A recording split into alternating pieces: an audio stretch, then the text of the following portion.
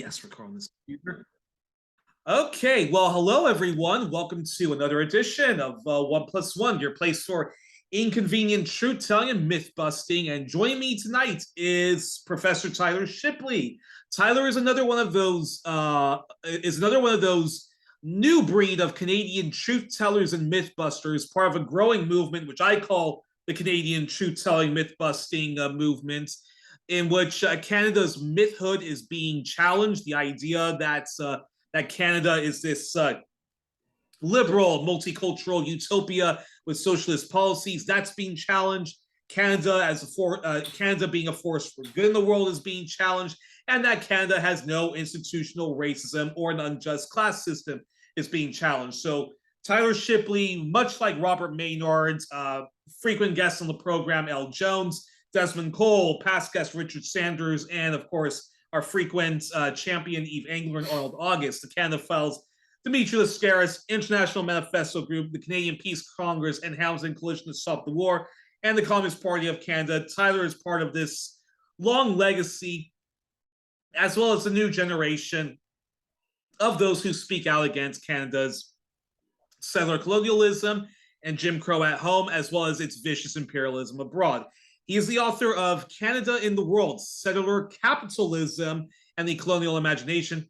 I always thought it was settler colonialism, but no, it's settler capitalism and the colonial imagination. And he is professor of society, culture, and commerce in the Department of Liberal Studies at Humber College Institute of Technology and Advanced Learning. Well, where is that in Canada, Tyler?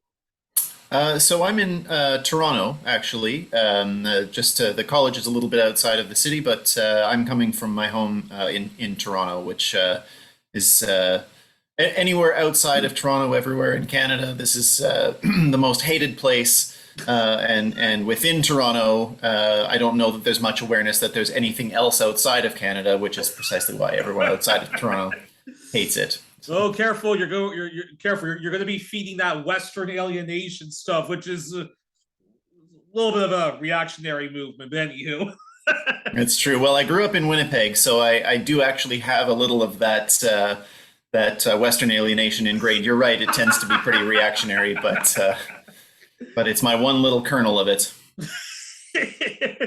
And then before I ask my first question, Tyler also holds a PhD in political science from York University, and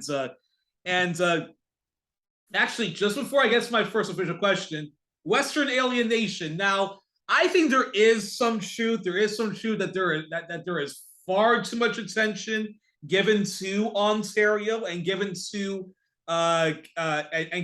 Quebec, and even though I'm perfectly fine with the idea of an independent Quebec nation, I'm not going to stand in the way of that should another referendum ever come about.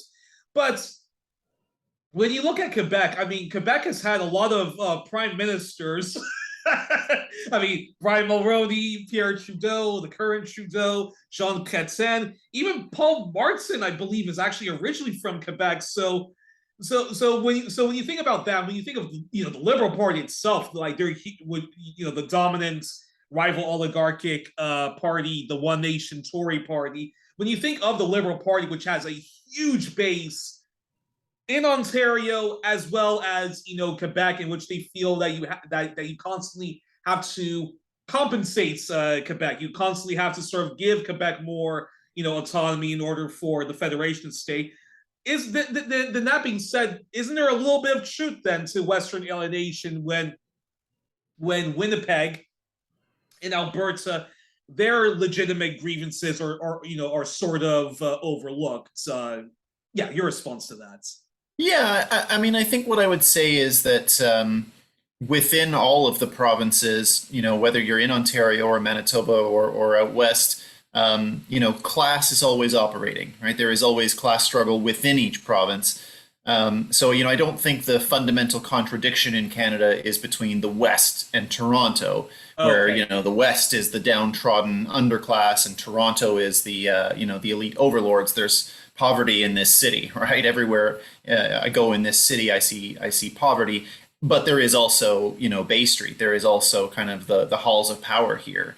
So, I mean, I think there is a certain reality to the fact that Toronto, in particular, is where the elite of this country are. It's where the rich tend to be. It's where the powerful tend to be. It's where policy tends to emanate from. And in that sense, yeah, I mean, I think we're all a bit alienated from that, right?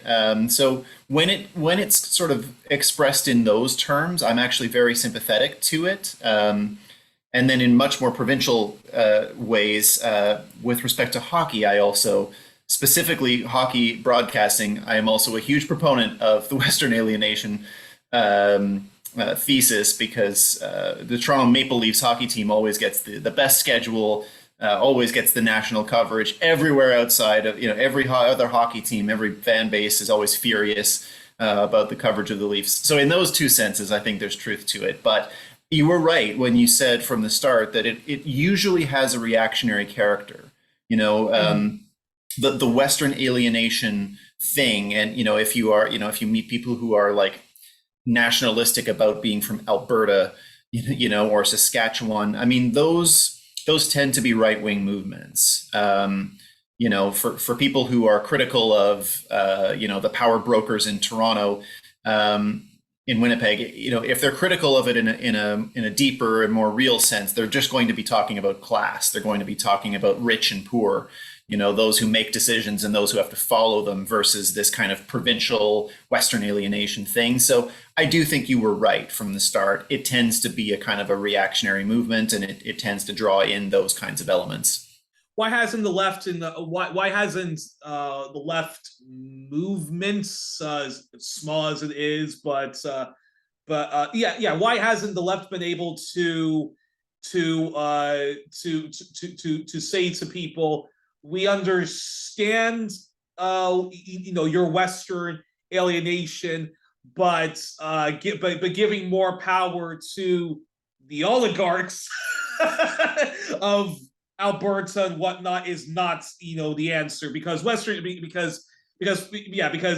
know the Social Credit Party, I believe, was I mean that was Preston Manning's father who was part of the Social Credit Party, which was a very pretty grotesque libertarian party. The Reform Party itself also galvanized on that. And for folks who may not have seen my program with Dimitri Lascaris, where we talked about Canada's right wing and the different right wing movements.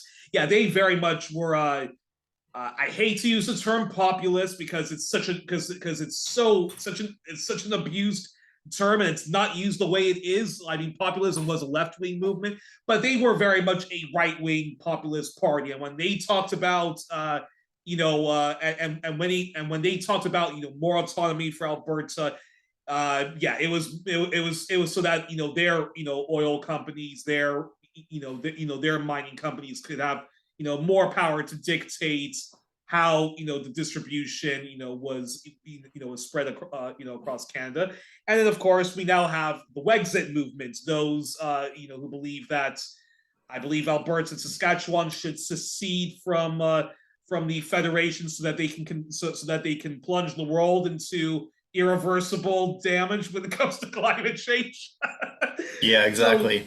So your thoughts on all of that, and why why has not the left been able to galvanize this? Because in many ways it's very similar to West Virginia and the power of the coal industry, and a place like Kansas. And Thomas Frank, past guest, wrote a brilliant book called "What's the Matter with Kansas," on Kansas, the birthplace of the populist left movement, but unfortunately got hijacked by one reactionary right wing movement after the other. Yeah, I mean, I think I think that's a hugely complicated question that in some ways cuts to the heart of everything, which is, why is the left, at least in Canada, why is the left unable to make inroads? Why is the left unable to grow?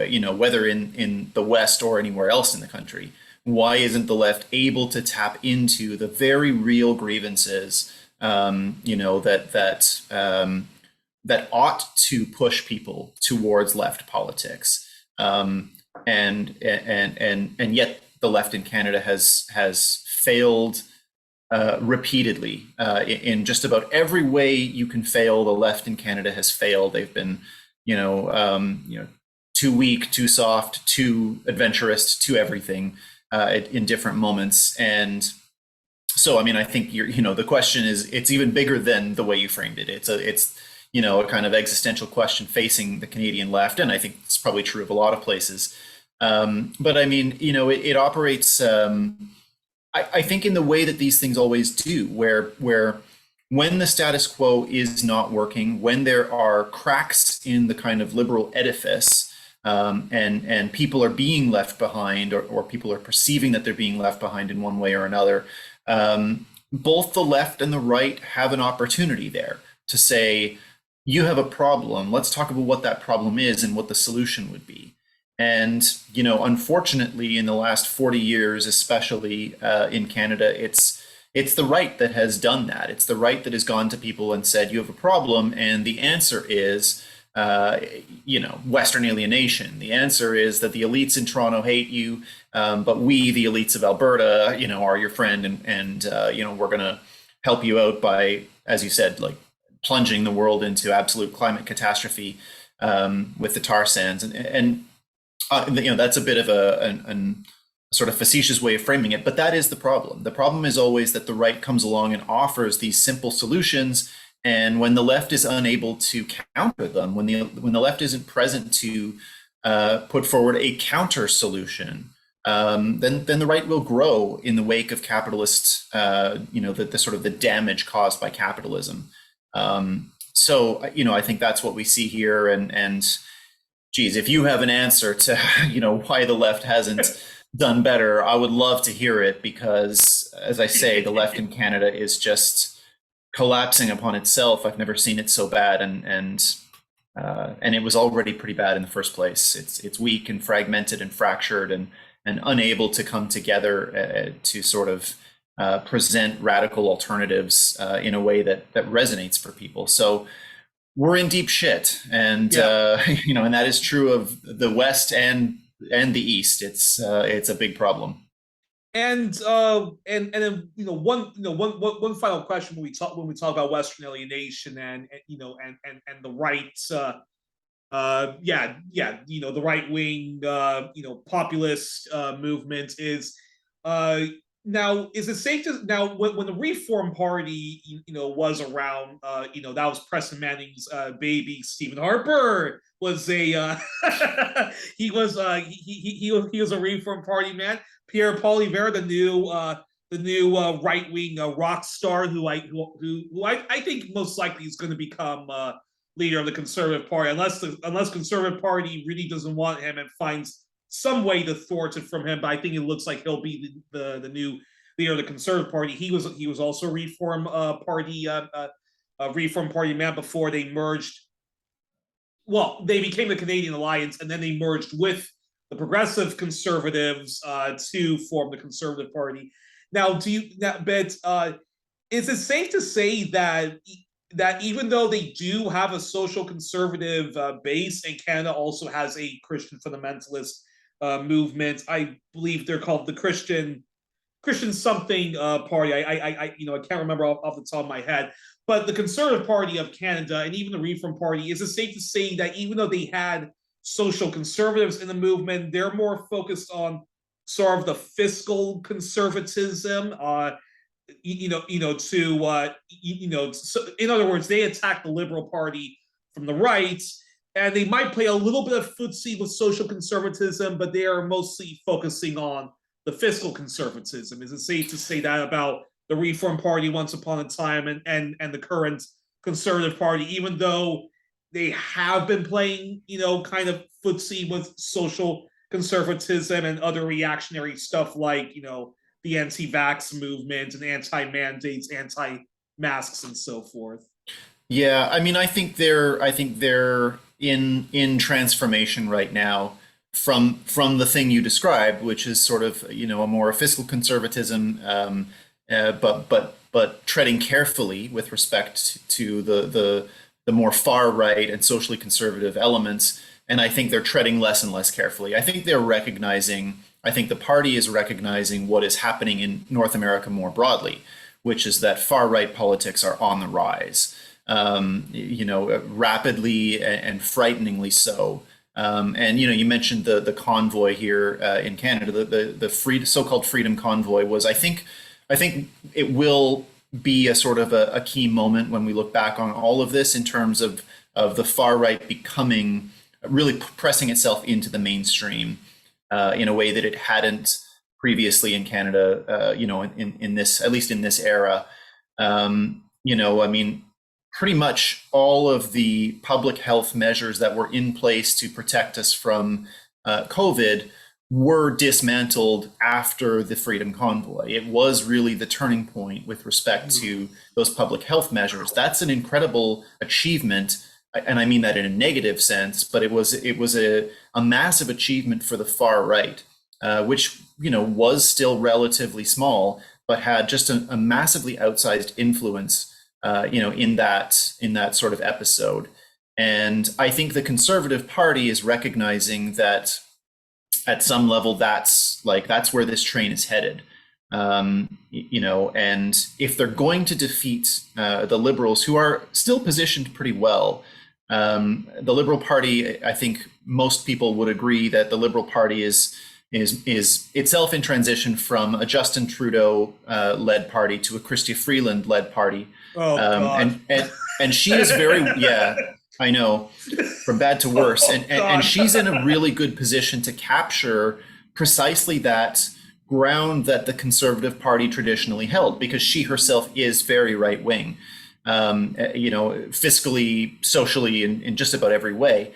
And so, a Chrystia Freeland Liberal Party will hold on to the Liberal stalwarts, but will also be compelling for people who are, traditional Conservative voters. So, the Conservative Party is going to have to figure out whether they want to try to, go toe to toe with Chrystia Freeland and probably lose, or just go to the far right, embrace that sort of horrific, but unfortunately compelling right now, sort of fascistic politics, and try to pull a Trump, try to just burn the system down, in the style that they campaign, and in the style that they promise to govern, and hope that will work. I don't know if it will work. I do think that Freeland is probably pretty well positioned, but as much as I can make these kinds of predictions, I suspect that is the road the Conservatives are going to go. And I mean, the whole thing is bad for all of us.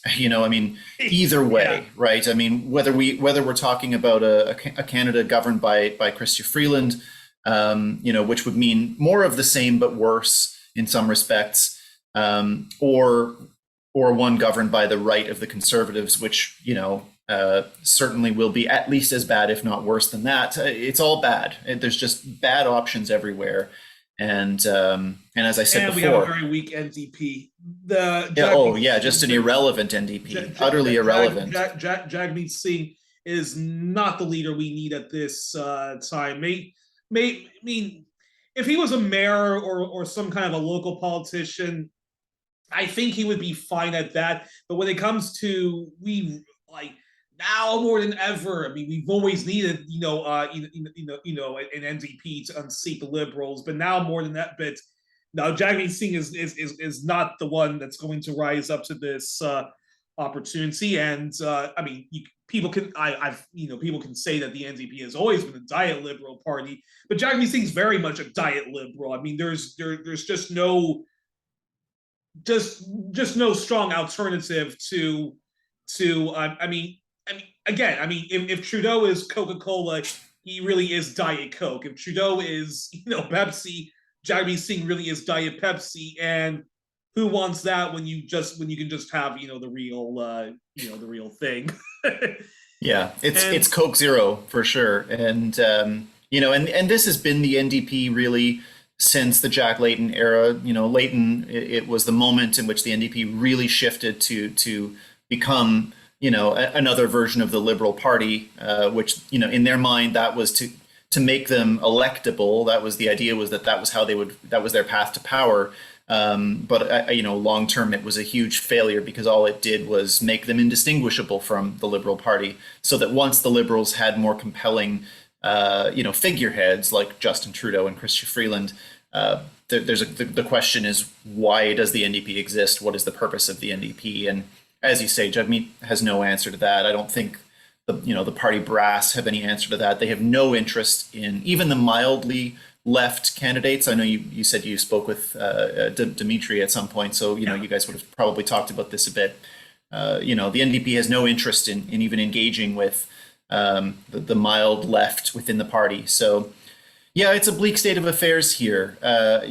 Certainly in terms of electoral politics, and so I would certainly say, if I have any hope at all for a better future here in this place, it does not come from the electoral realm. It has to come from somewhere else, I think.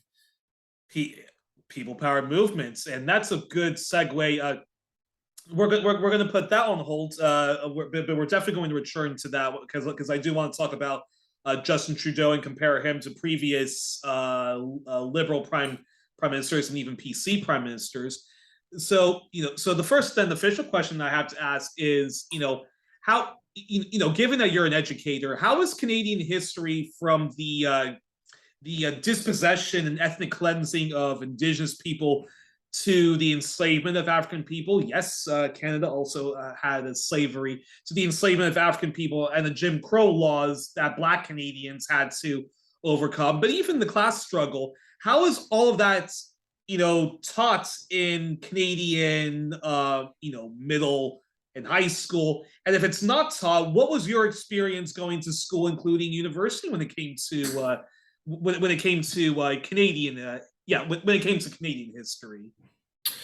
I mean, I want to give as much credit as I can to the individual, teachers, instructors, professors who do make an effort to put this stuff into their lessons, into their classes, and obviously those people do exist, because that's partly how I ended up emerging. Right, I emerged from people who were taking a more serious account of Canadian history. So they do exist. I'm grateful to them. I'm grateful for the work that they do.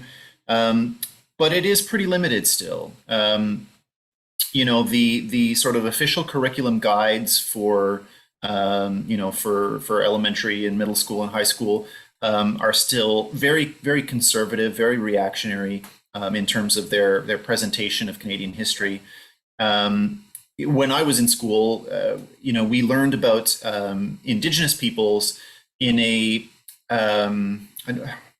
tokenistic isn't quite the word I want to use, but we learned a very superficial account of, I remember learning about how the Plains Cree used the buffalo and the different uses of the buffalo. What did they use the hide for, and how did they use the ribs, and so on. But this was completely disconnected from anything about, well, what happened to the Plains Cree? What was their history? Where are they now? Where do Plains Cree people live now, and why do they live there? None of those things were connected. I was never ever taught, certainly in school, I was never taught about the genocide upon which Canada was built. I was given, different versions of the happy story of multicultural Canada. A place where people came together, put aside their differences, and built institutions that would help them work together in a multicultural mosaic of people getting along, and so on. That was basically what I learned. At the university level, I think it is different, because different faculty members will obviously always have, much more control over what they're teaching. But it is still hard to find critical stuff. It's not as hard as it used to be. But Canadian history as a institution is still dominated by the old conservative voices. Jack Granitstein, is the first name that comes to mind. But there is this kind of cadre of old Canadian historians who still hold a lot of power, and even those who've passed on still hold a lot of sway. Their work still holds a lot of sway. I want to say it's changing. I want to believe it's changing. I want to believe there's been a shift, especially in the last 20 to 30 years. There is much more critical stuff that comes out now than there used to be. But I would close by saying I'm worried about where it's going. I'm worried about the backlash. I'm worried about the reaction that is coming. You know, I know that I and some of my colleagues have already started to feel it. There is a serious chill that is setting in academia here with respect to critical work. And you know, it remains to be seen where that's going to go, but it is worrying, I think. Well, I mean, it's so you're so when you say that there's a backlash growing, you know, so when one has the misfortune to read the National Post, who's always who's complaining about wokeism and stuff like that, we see the intense focus on Comrade Lace Maroof, who I talked about with Yves Engler. Yeah, he did say some stupid things, but anyways, but the intense focusing on this one individual and how dare he say this other stuff, as well as the efforts to silence Palestine justice voices. Is that the kind of backlash you're talking about? So yeah, these right wing dingbats who complain about like too much wokeism, and of course the Liberal Party also doesn't like folks challenging them too much. So is that the backlash you were talking about? Yeah. I mean, I think the backlash is going to come from, and this is similar to what's happening in the U.S., where the backlash comes from students and even people who are not students, actually often people who are not students, who are as you say, concerned about the so-called wokeism. Oh, they're not teaching real history anymore. Well, what they won't teach. They're erasing John A. Macdonald. They take down his statues. He founded this country, and they won't teach anything good about him. They just say he did a genocide. There's these right-wing reactions to what they perceive as woke history or woke lessons or whatever it is, and unfortunately, it's growing in power. Their ability to take to the internet and mobilize their supporters against individual faculty members, teachers. I mean, they do it to politicians. They'll do it to any number of people. But the right has always had a fixation with teachers. That's a long-standing I've noticed aspect of the right. They've always had this deep suspicion of teachers, professors, because, of course, the right is very anti-intellectual in its orientation. And so, there is this growing, I think, compulsion on the part of the right to try to track down left-wing professors, track down these woke professors, and punish them for the way that they are brainwashing our youth. And unfortunately, I don't see the institutions, the universities and colleges. My sense isn't that they are prepared to go to bat for and defend their faculty's right to teach and teach critically. And the reality is John A. Macdonald orchestrated a genocide. That's a fact that is demonstrable. It's very easy to prove, and one that needs to be taught. There are many right-wing people in Canada that don't like that, but it remains a fact that needs to be grappled with. To what extent will Canadian institutions, Canadian media, Canadian educational institutions, to what extent will they be willing to defend our right to teach these things? I don't know. I mean, I don't know, but I'm not terribly optimistic about it. I think the rightward drift in our society is very palpable. It's happening, and it always happens partly because of the weakness and cowardice of liberals who aren't willing to take a stand, take the heat to protect our right to, speak critically about the world and organize, for change to make the world better. So, it remains to be seen. But I will say in closing, that hasn't stopped people from becoming more critical about Canada. As you said, you sounds like you've interviewed a lot of people. There is this growing movement of people here in this country who are prepared to do this critical work and to speak out about it. So, I don't want to be all doom and gloom, right? There is some good momentum. We just have to make sure that we sort of can hold it.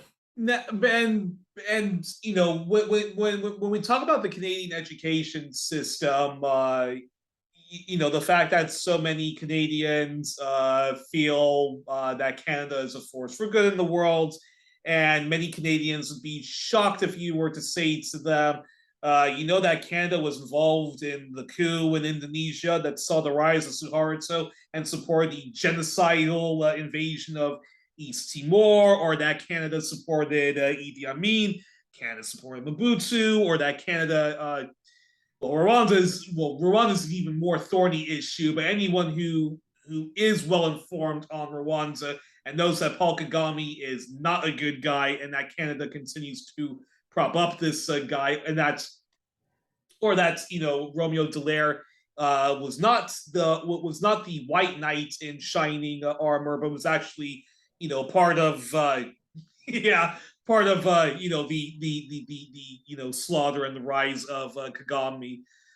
The fact that so many Canadians, I think if you were to take them aside and tell them that, they would be sort of baffled by this. And it's only now in recent years where Canada has been having to reckon with its settler colonial past, ongoing settler colonialism.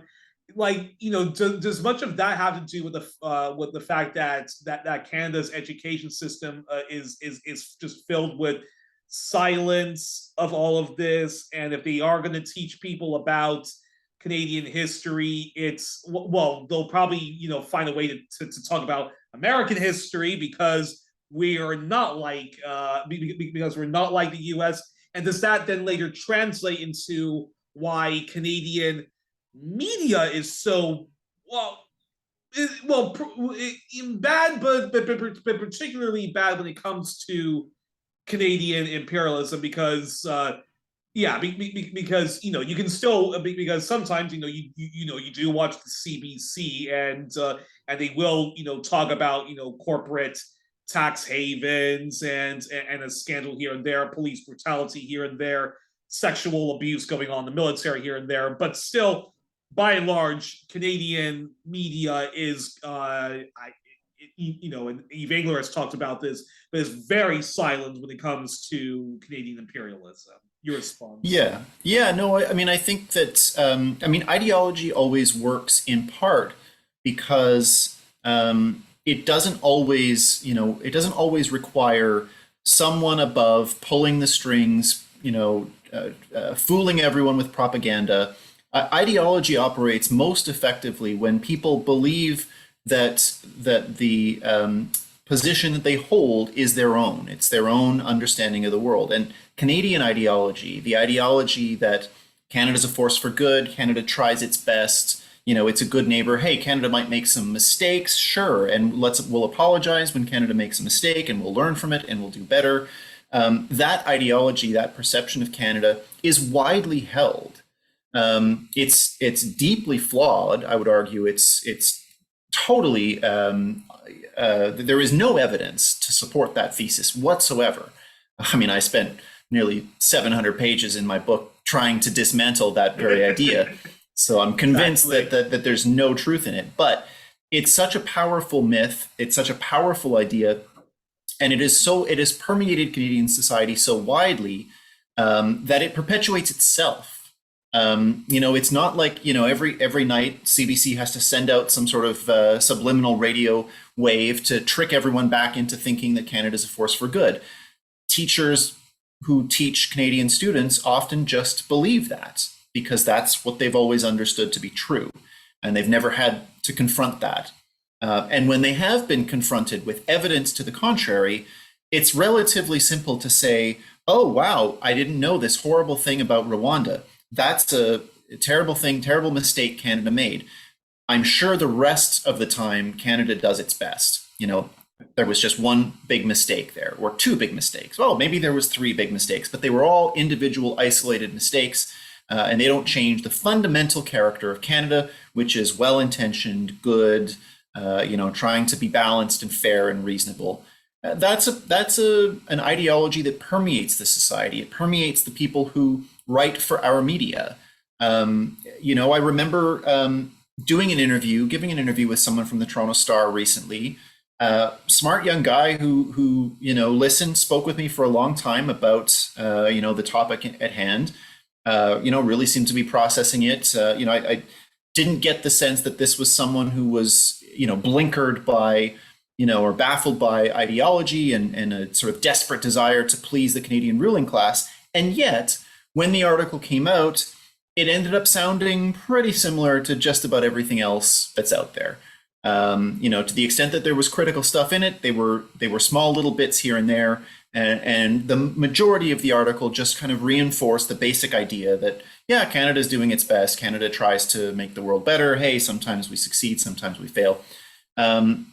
So I think that ideology permeates. And is that why somebody like Lester Lester Pearson and the idea of peacekeeping, Canadian peacekeeping, is that where that comes from, and therefore evil only started under Stephen Harper, and if you're a lefty, you sort of say that, like, yes, evil started under Stephen Harper and Justin Trudeau is continuing it, rather than what should come to any rational person, which is that Canada's never been a force for good in the world. It's been a partner in crime to the British Empire and now the Anglo-American Empire. And Harper and Trudeau, maybe, I don't know if they're any worse than the others, but they're not an outlier. They're a continuation of previous conservative and liberal government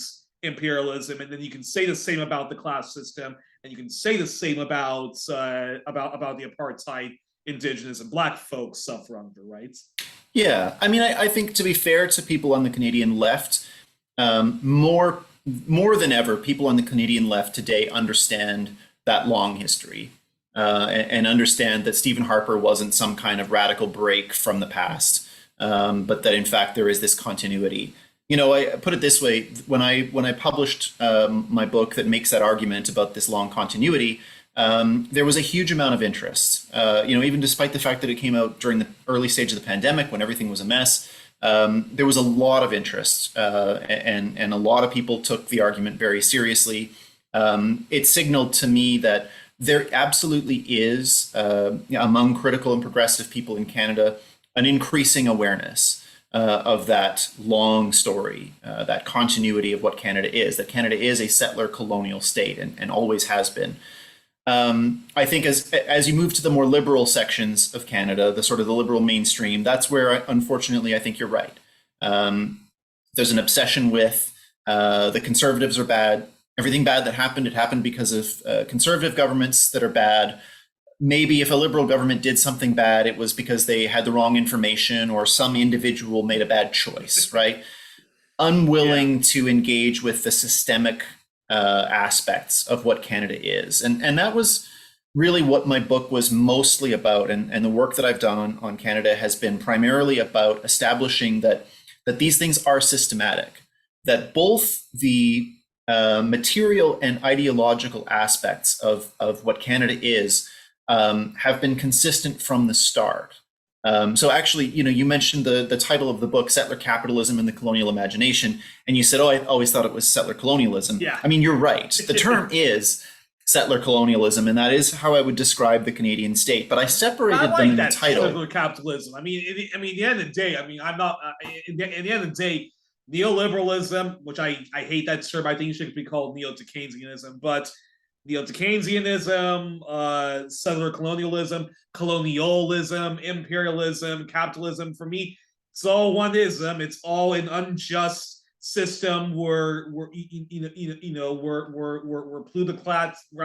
plutocrats reign supreme, and if they want to throw a little bit of racism in there and a little bit of sexism in there and heteronormativity in there, they'll do it to conserve it. But in the end of the day, it's that unjust system of the tiny rich ruling over the majority working poor, more or less. Oh yeah, and I agree. I agree 100%.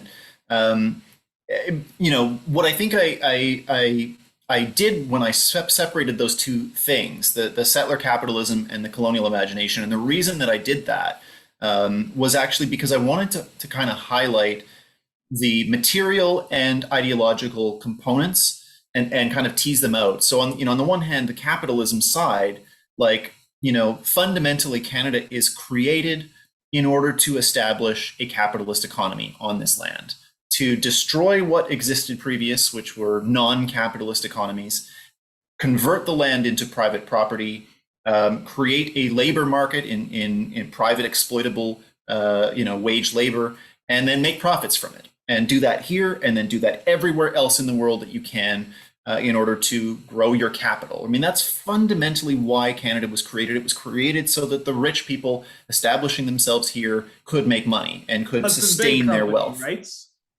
Sorry? The Hudson Bay Company? I remember lots of the Communist Party of Canada mentioning that. Yeah, Hudson's Bay Company is a kind of progenitor of some of these things. Yeah, definitely. And especially later on.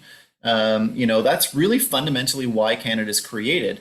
But it also has this ideological element to it, which is that colonial imagination, right? And you've mentioned the racism, the apartheid, the idea, the kind of mental framework that Canada was founded upon was the idea that Europeans, white settlers, were destined by providence, by God, to rule over this land, not only this land, but all the world, because in the mind of the settler, in the mind of the European colonizers, they were the most advanced race. They represented the future of human civilization, and whatever despicable horrors they imposed on all of the other people of the world, they were justified because this was for the greater good of humanity. And so to that end, they create all manner of absurd racial hierarchies and categorizations and perpetuate unbelievably racist ideologies and stereotypes well into the 1940s, 50s, 60s, 70s. They're still Canadian officials are still speaking in the most egregiously racist terms well into the 60s and 70s, talking about people in Papua New Guinea who still live in trees. Just egregiously, insanely racist things still being said at the highest levels of Canadian government well into the middle of the 20th century. Tweaked a little bit today in the 21st century. They've tweaked it a little bit. They've softened some of the edges of the language they use, but that colonial imagination is still consistent. It's still a central pivot around which the logic of Canadian foreign policy operates. Why was Canada in Afghanistan? Canadians are told and told themselves repeatedly that it was because Afghans couldn't run their own country. They failed, they had a failed state, they treated women badly, they weren't building schools, they couldn't function, and Canada needed to go there and teach them. Canada needed to go to Afghanistan and fix Afghanistan for Afghans because they couldn't do it themselves. And that's basically the same premise as Canada needs to put Indigenous children into residential schools because Indigenous people can't run their own societies, can't raise their own children, right? Interesting. Okay. So it's the same logic, that same colonial sort of logic, which has threads throughout Canadian history, starting with its treatment of Indigenous people, flowing through, for instance, Canada's reaction to the freedom movements of the 50s and 60s. Canada repeatedly will say the people of Congo are not ready to have their own country. Belgium should remain in control of Congo until the Congolese are ready. The Kenyan people shouldn't have their own country, so Canada, of course, helps the British fight against the Mau Mau uprising. Vietnamese people are not ready for their own country, so Canada helps the French to try to defeat the Vietnamese uprising, and so on, all the way through Canadian history. There's that running theme. You could argue today, Canada speaks that way about Palestinian people. They're not capable of being civilized and having their own state. They need the Israelis Lebanon to, as well, yeah. right? So that's the two kind of components, right? There's the material aspect of it. Fundamentally, what it's about is that Canadian capitalists want to make money. They want to make profits. They want to do everything they can to make profits. But at the same time, and in Afghanistan, Canadian companies make massive profits. For 20 years, they rake profits out of that country, wherever they possibly can. But on the other hand, it also has that ideological kind of underpinning, which is why in Canadian society, there isn't more awareness. There isn't a sense. Most people wouldn't even believe it if you said Canada has done innumerable and indescribable harm to the people of Haiti. Because most Canadians think we've gone to Haiti to help them. Yeah. That Canada has sacrificed its own resources and time and energy and maybe even lives, helping the poor, unfortunate people of Haiti who can't run their own country. And that's colonialism. That's a colonial narrative about Haitians, about what Haitians are capable of. It's also incorrect because Canada overthrew the Haitian government when the Haitian government was functioning perfectly well for the majority of people. Canada literally occupied the airport and flew them out of there. And it was Canadian NGOs on top of that. I'm still shocked at how NGOs, which are supposed to be, which we would think are supposed to be like the place where us lefties and progressives go to help build a better world. I'm still shocked to this day how much NGOs have played a role in propping up imperialism. And of course, Haiti is the most notorious example, known as the Republic of NGOs. Yeah, absolutely. I'm sure you've probably come across Nick Barry Shaw and Drew Ochaje's book, Paved with Good Intentions. Yeah, exactly. Which deals exactly with that. Yeah, fantastic book. And then, but then why do you think though that Canada has, given all of this, and okay, maybe the media plays a part in this, maybe the NGOs play a part in this, and and the pretty primitive education system, but why does Canada have such a small? It has such a smaller peace movement compared to the U.S., which has a very large anti-imperialist movement, very big Black Power movement, very very big Latinx movements, and all these movements sort of they sometimes come together to fight against the big evil of imperialism. I mean, you do have people who say that like America is not a force for good in the world, and England and then England, it's also similar, even though the propaganda system is is very big there, and the education system is terrible there. You do have you do have a peace movement that says that Britain is not a force for good in the world. Why in Canada is there such a why is there such a small peace movement in that respect? I mean, I think probably to a certain extent it is just a question of numbers. I think. My guess is that there is probably a relatively similar, number of people per capita in Canada who are critical and part of resistance movements of various forms here as anywhere, certainly here as compared to the U.S. or the U.K.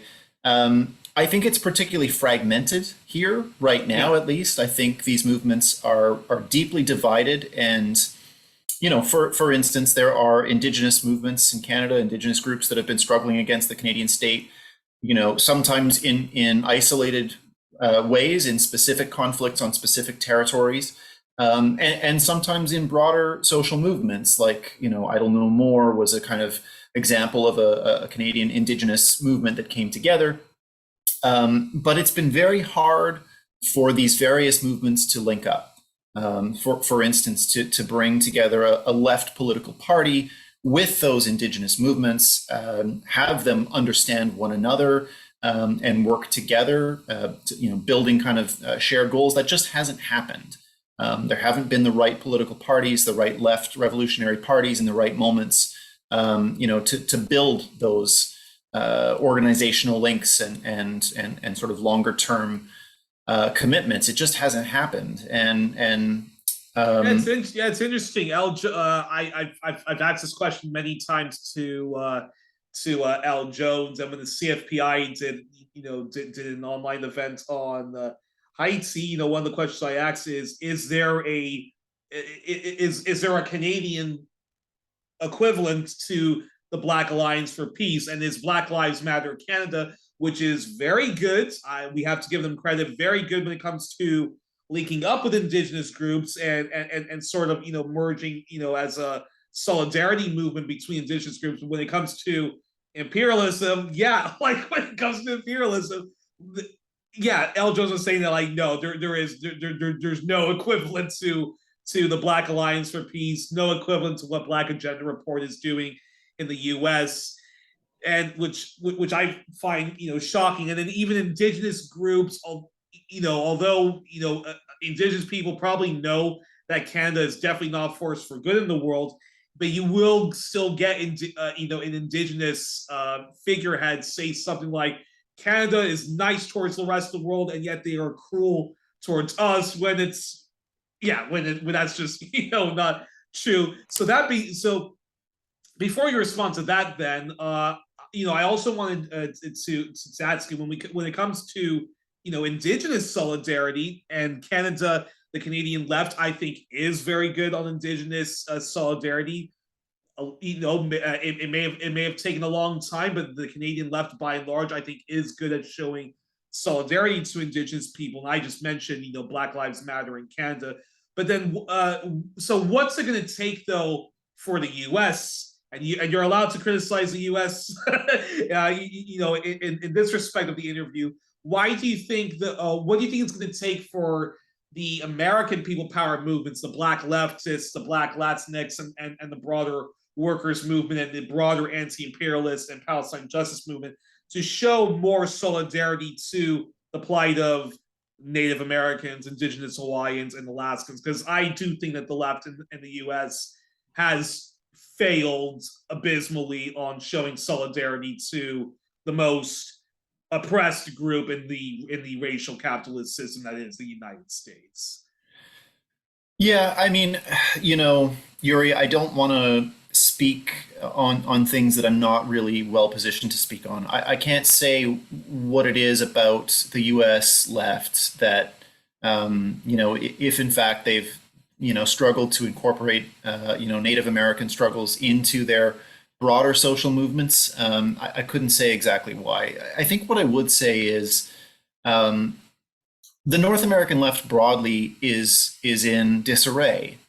It's in total disarray. That's a statement that I feel pretty confident making. I wish I didn't. I wish that wasn't such a doom and gloomer about it. But I think the left is in disarray, and I think to the extent that connections have been made between different aspects of the struggle, those connections are weak. They're thin, and they don't manifest as the Canadian state does something, encroaches on Indigenous territory, and hundreds of thousands of Canadian leftists converge on that place and stop it from happening. That's not where we're at. And I don't think that's quite where things are at in the U.S. either. I mean, there are moments where you start to feel like maybe that energy is there. Obviously, the summer of 2020, was a moment where it really felt like something like that maybe was possible or was on the horizon. But my gut feeling is that these moments of rebellion are not being plugged into a broader, organized, systemic program for building a better society, for transforming in a revolutionary way, the way that these societies are founded and the ways that they operate. We're just not doing that. We just don't have the apparatuses. We don't have the infrastructure. And yeah, I don't want to over sort of pontificate on this. And I clearly, this isn't I'm not sort of sideswiping everyone on the left. I clearly haven't done it either. I've been, a member of left organizations and institutions and part of, left academia, such as that matters. But, I've been doing this work for a long time, and there is very little to show for it. ashamed to say that my generation of the left has accomplished very little in the big picture, outside of small victories here and there. I say all of this like not in disrespect to any of the people that I've worked with and those I haven't worked with who have struggled and sacrificed so much. But we just haven't found a way to put it together. We haven't found a way to make sure that Indigenous struggles are connected to the struggles of migrant workers, concretely, specifically, that we come together to fight for migrant workers, and we come together to fight for Indigenous people, and we come together to fight for people trying to unionize in an Amazon warehouse, and we come together, around a whole wide range of issues. Like we just haven't got that. We haven't built that, and it takes building. You have to build it. It's more than just let's organize a demo. It's creating, the long-term capacities to have a solid left movement, and we're not there right now, unfortunately. The three last things I wanted to talk to you about, but before I say that, I will just say I think this would be a good idea for the North American left. I think some members of the peace movement ought to come to like Canada and maybe, I don't know, teach some of the anti-imperialist movement. This is how you like advance it. And I want a lot of Canadian leftists. I want Black Lives Matter leftists. I want, folks who are involved in Indigenous solidarity and the Indigenous people themselves come over to America and feel free to teach, the American left, this is how you show solidarity to your Indigenous people. And who knows? Hey, we all need solidarity. And that's what we should be. And that's what we should be doing anyways. I mean, we should be internationalists anyways, right? I mean, that's always, nationalism is always just such a plague on the left. So, we should be internationalists anyways. We should be working across borders. We shouldn't be respecting, the borders that bourgeois states impose upon us. We should be working together. So I'm with you there. Hear that, Black nationalists? We need to be internationalists, because I even know some of the great Black leftists who also kind of engage in that when it comes to grievances they have towards some small Indigenous people that engaged in slavery. But anywho, the last three, another topic for another day. But the last three things I then wanted to ask you about is kind of going back to what we were first talking about, because it does sound to me, talking to you, as if the right wing in Canada it could have a comeback. It could have a very huge comeback. Do you think Pierre Poilievre could do you think he could be the one to unseat Justin Trudeau unless Liberal Party ditches him for the ghastly Chrystia Freeland's then? And if that is the case, what do you think is going to be Justin Trudeau's legacy? How do you compare him to even previous liberal prime ministers or progressive conservative prime ministers, when I have a very hard time, saying, Trudeau, his big three accomplishments were this and that. So if Justin Trudeau does get unseated, how do you compare his legacy, particularly, with respect to the white working class? Because imperialism and settler colonialism, he's the same POS as everyone else. But how would you compare, his socioeconomics to, say, Mackenzie King or Lester Pearson or Daddy Trudeau or Ketsen Paul Martin or even John Banker. Yeah, I mean, I think with respect to Justin himself, Justin is a pretty empty shell. Politically, I don't think Justin himself has ever really been a significant, ideological figure. I think that the apparatus around Justin has always been more important than Justin himself. He's just been a sort of figurehead, which would be different from, say, a Chrystia Freeland, prime ministerial era, because she is, an ideological figure. She generates politics and ideology, whereas Justin is more of a passenger. I think Justin's legacy, to the extent that it matters, will be let me put it this way. I would argue that we are in a kind of a Weimar type of a moment, in the sense, and I hope not, I hope it's not going as badly as that did. But the comparison I'm making to Weimar Germany, that's the government in Germany prior to the rise of the Nazis, that was a government that was liberal in form, and yet conservative in content. Liberal in terms of social politics, liberal in terms of the way it spoke, the way that it presented itself, but deeply conservative in terms of its relationship to the left, the actual German left. Germany in the 1920s and into the 1930s is a devastated society, destroyed by the war, economy in shambles. And in that context, of course, both the left and the right are growing. Which I think is where that's a part of the cycle we're entering now in North America. I think capitalism and the crisis of capitalism that we're entering is going to be long and deep and severe. And as capitalism goes deeper and deeper into crisis, both the left and the right will gain further adherence and will grow. And the role that the Weimar German government took in that period was to try to appease the right by crushing the left. We'll keep the right at bay by saying, don't worry, we're going to deal with the radicals. And then cracking down hard and violently on the left, making sure there was no space for the German left to emerge, while at the same time saying, no, it's fine, we've got this, to the German right. And we all know where that ends, obviously, is that the right just continues to take the power that they're being offered, and that's being left to them. And a lot of German people eventually move to the right because they perceive Weimar to be of the left, because it speaks like the left.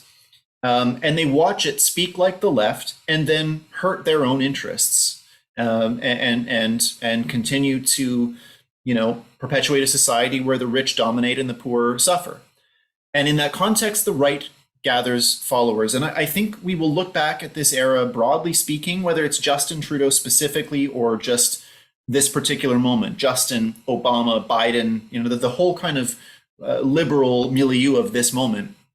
And we will see it in those terms. We will see governments that have perpetuated all of the old inequalities and in many ways made them worse.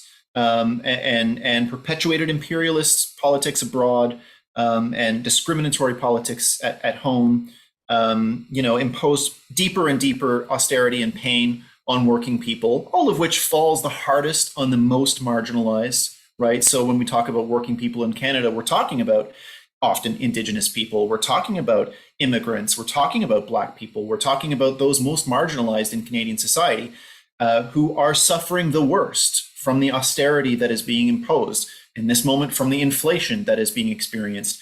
And these liberal governments are going to be remembered for the fact that they were unable to solve any of those problems. They were unable to make life better for anyone.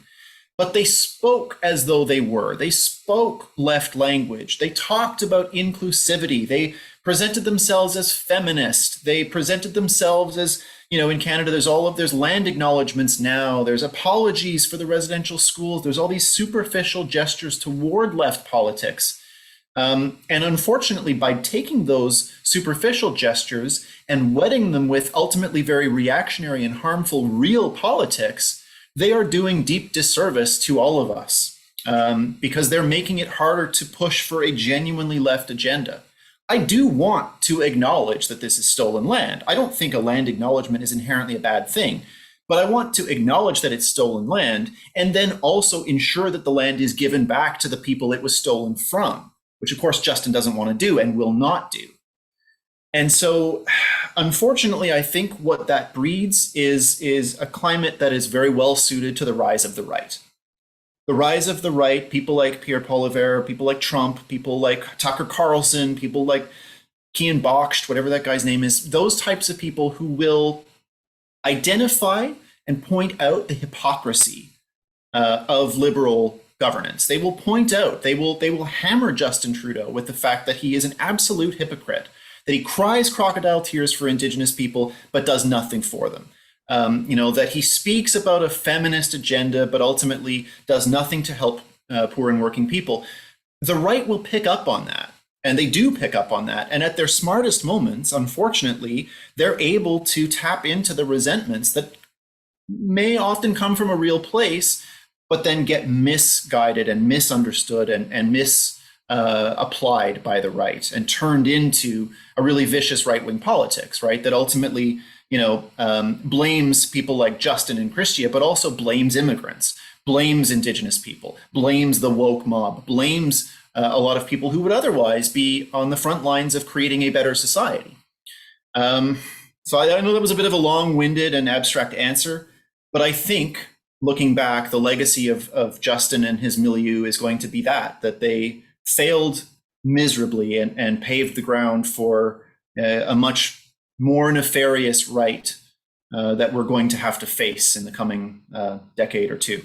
And then second to last question is: can you remind people of Pierre Trudeau's awful vicious imperialism? Because John Lennon, John Lennon once said when Pierre Trudeau was charming the pants off of him in the Yoko that if all politicians were like Pierre Trudeau, there'd be world peace. Well, can you just remind people of just three of Pierre Trudeau's bloody contributions to crimes against humanity?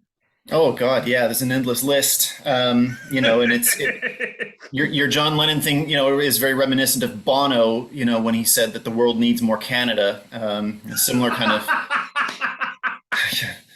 airheaded, pop stars. Also good friends with George W. Bush, so go figure. Exactly. But yeah, with respect to Pierre Trudeau, he's remembered for all of the sort of, again, like Justin, a lot of performative left gestures, a lot of that kind of thing. But, one example is in Indonesia. You mentioned in Indonesia. Yeah. In an episode of history that has been almost entirely forgotten in the West, in 1965, there was a coup against the Indonesian government, and millions of people were killed by the Indonesian government, the incoming Indonesian government, and Pierre Trudeau's government, which worked very, very closely with Suharto's regime in Indonesia, repeatedly ran cover on behalf of Suharto's government between especially 1965 and 75, which are sort of two bookends of the most heinous parts of the genocides that government imposed.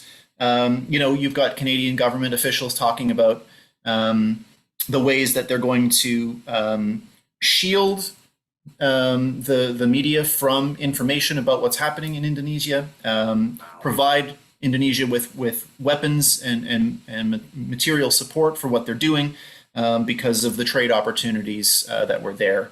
So, there's just one, and many of Pierre Trudeau's sort of key historical moments will have that kind of flavor where, essentially Trudeau turns a blind eye to something really horrible that's happening in the world because it benefits the Canadian capitalist class.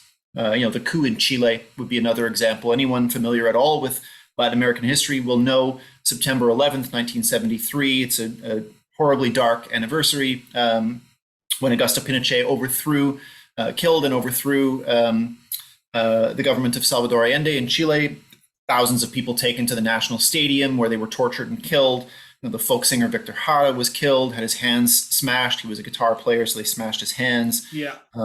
Just absolute cruelty for the sake of cruelty, because it was designed to terrorize the population. Chile was a socialist country and one that the Latin American left admired. A lot of leftists from across the continent had gone to Chile. And so this was a moment where the right was reasserting their dominance and really terrorizing the Latin American left. And Canada sat by gleefully while this took place. Pierre Trudeau, his government had funded the previous government before Salvador Allende, had given, I don't remember the number, but I want to say something in the neighborhood of around $10 million in aid to the Eduardo Frei government, When Salvador Allende, the socialist, was elected, Pierre Trudeau cut off all funding immediately, cut off all funding, refused to visit Chile, as though they had done something wrong, when all Chileans had done was vote for the candidate they chose, which was Salvador Allende.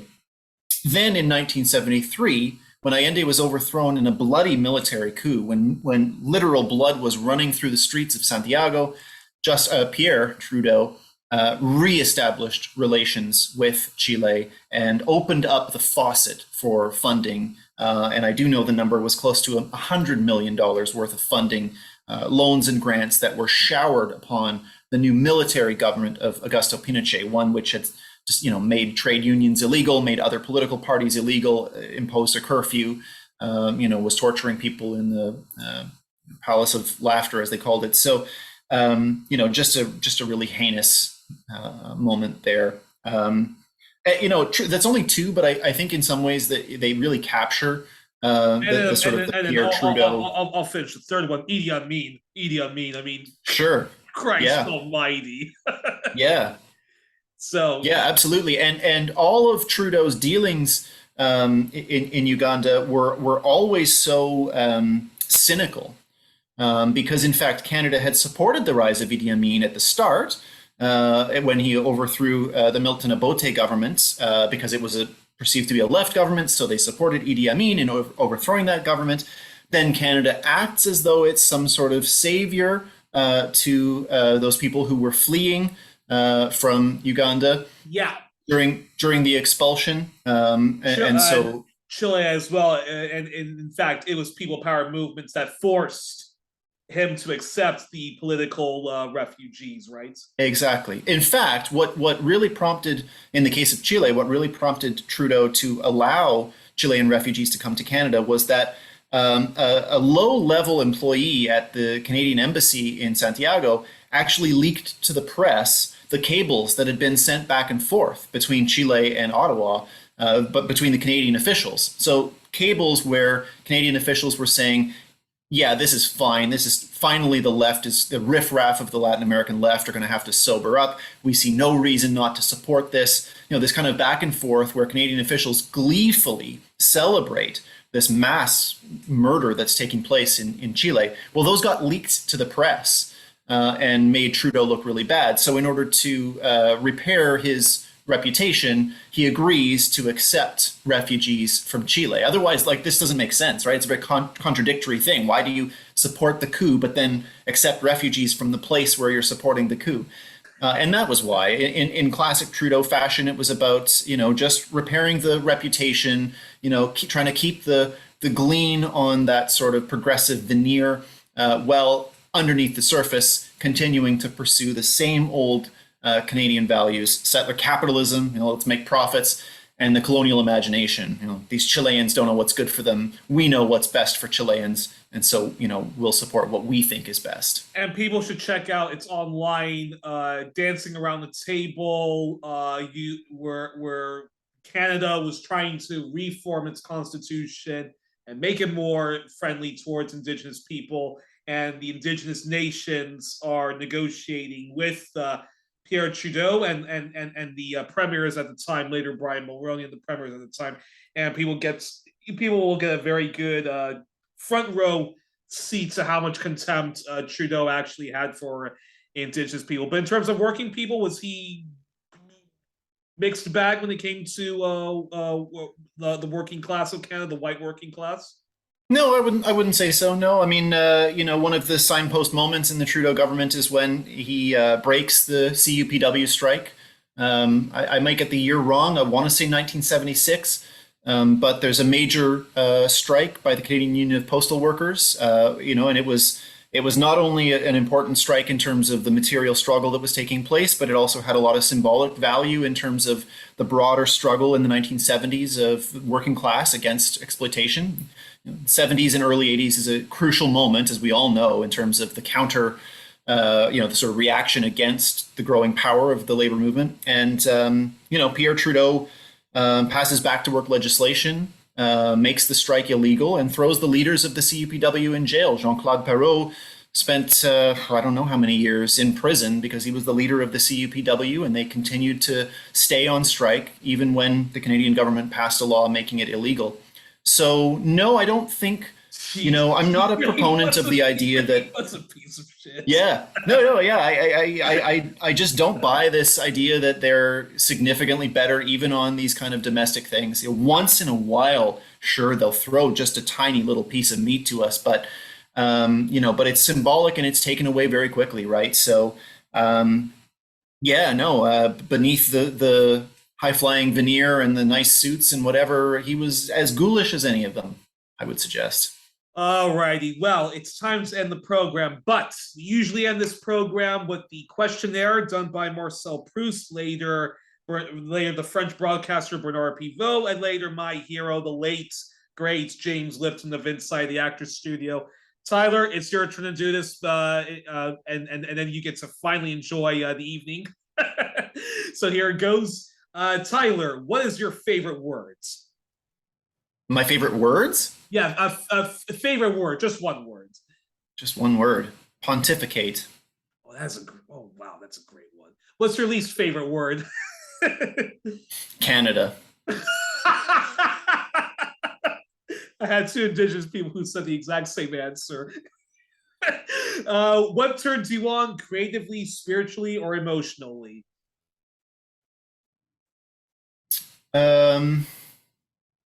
Injustice.